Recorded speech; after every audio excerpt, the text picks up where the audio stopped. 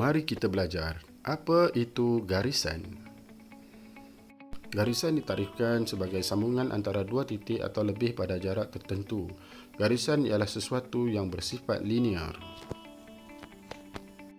Garisan selari ialah garisan yang terhasil berpandukan arah, sama ada menegak, melintang atau condong. Garisan ini terbentuk melalui beberapa siri garisan yang diolah bersama. Okey, terdapat beberapa cara kita melukis garisan selari.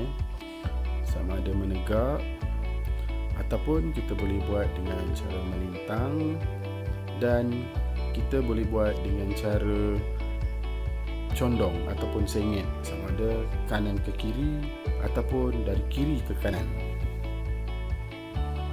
Ikut keselesaan kita semasa kita melukis. Okey, video kali ni cikgu ingin tunjukkan bagaimana cara menghasilkan lukisan menggunakan teknik garisan selari. Okey, subjek matter yang cikgu pilih ialah kapal layar. Okay, sebelum tu kita buat garisan simetri dulu. Okey, garisan simetri ni ialah guideline, sebagai guideline dalam kita melukis lah. Okey, tujuannya untuk memudahkan kita meletakkan subjek matter itu di tengah. Okey, ini sebagai panduan. Okey, dengan adanya garisan simetri, maka subjek matter kita, lukisan kita akan ada satu prinsip perkaan yang dipanggil imbangan. Okey, ingin cikgu kongsikan sebenarnya garisan ni, dalam karya seni, garisan boleh diolah untuk mencipta rupa, jalinan, tone, corak. Okey, garisan juga dapat menimbulkan bentuk, ruang dan pergerakan. Okey, seterusnya garisan juga kalau kita lihat terdapat pada benda alam dan terdapat juga pada benda buatan manusia.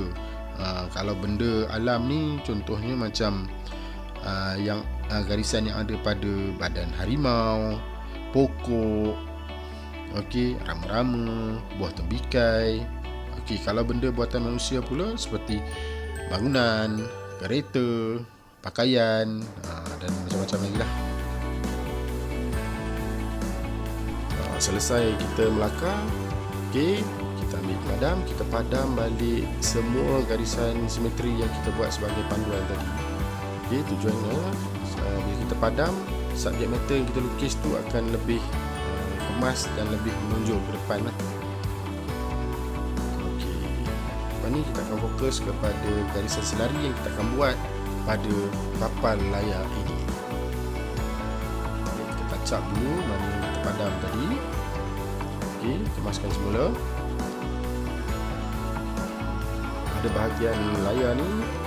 Okey, cikgu akan gunakan garisan selari condong condong untuk menampakkan kesan pergerakan dan tone pada kain layar tersebut.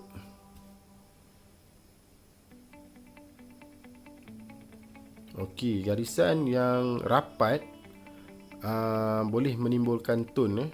Bila garisan tu rapat-rapat, kawasan tu akan jadi lebih gelap.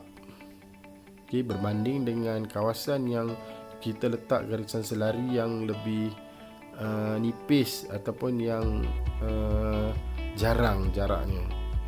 Okey, itu pentingnya garisan dalam lukisan.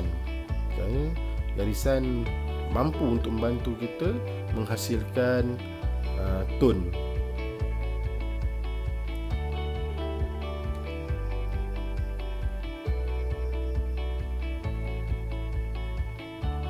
Okey, dengan garisan itu kita dapat menghasilkan ruang, okey, antara layar depan dan juga layar belakang. Okey, kalau kita tengok layar yang kedua tu, nampak seolah-olah dia kain layar itu terpusing sedikit.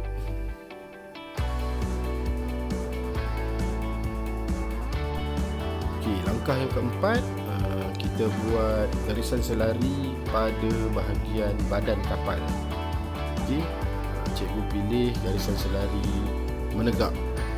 Kalau tadi di layarnya kita buat garisan selari condong, Jadi pada badan kapal ni cikgu pilih garisan selari menegak. Okey, untuk tunjukkan perbezaan. Okey.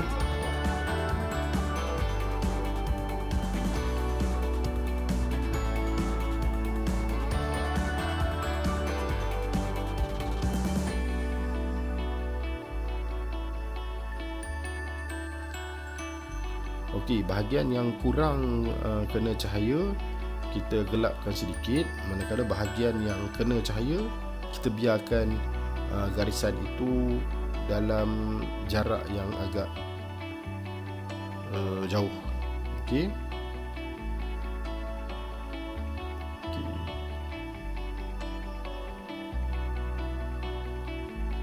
Kita touch up sikit-sikit untuk nampak lebih realistik lah. Langkah yang kelima.